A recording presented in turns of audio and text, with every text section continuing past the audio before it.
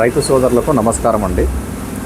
ఈ 4-5 రోజుల నుంచి కురిసినటువంటి అధిక వర్షాల వలన మిర్చి నారు పోసినటువంటి రైతులు రోగాలు ఎదుర్కొంటారు. కాబట్టి ఆ కుళ్ళుడు రోగాలను నివారించడం కోసం మనకు ఏ రకాల మందులు ఉన్నాయో ఈ షార్ట్ వీడియోలో తెలుసుకుందామండి.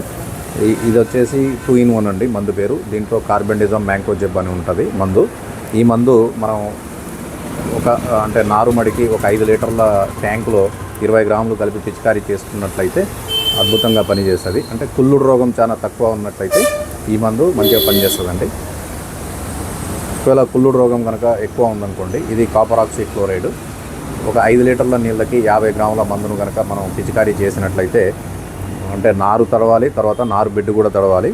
అప్పుడు మనకు కుళ్ళుడు రోగం అనేది మిరపలో కంట్రోల్ అవుతుందండి. ఇంకొకటి బేయర్ కంపెనీ వాళ్ళది నాటివా అండి. ఇది వచ్చేసి మనకు 10 గ్రాములు ఉంటుంది. దీన్ని కూడా 5 నుంచి 10 లీటర్ల నీళ్ళల్లో కలిపి పిచికారీ చేసినట్లయితే మిరప నారులో కుళ్ళుడు రోగాలు సమర్థవంతంగా నివారించబడతాయి. ఇది వచ్చేసి బేయర్ వాళ్ళది ఇన్ఫినిటో అండి.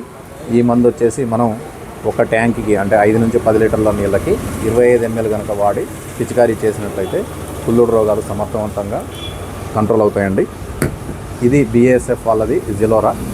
దీన్ని కూడా మనం 5 నుంచి 10 లీటర్ల నీళ్ళల్లో ఒక 20 ml ఈ మందు కలిపి మంచిగా మొక్కలు నారు బెడ్ తరిసేటట్టు కనుక పిచికారీ చేసినట్లయితే మనకు కుళ్ళుడు రోగాలు సమర్థవంతంగా నివారించబడతాయి.